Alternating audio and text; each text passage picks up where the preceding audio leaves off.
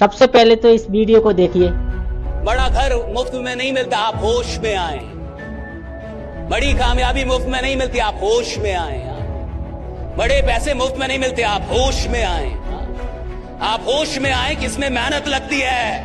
आप होश में आए, इसमें जान लगती है। आप होश में आए कि साहब दिन रात एक करके काम करना पड़ता है, तब 10 लोग आपको जानते हैं। राइट, आप होश में आए। आप होश में आए कि भैया काम करना पड़ता है।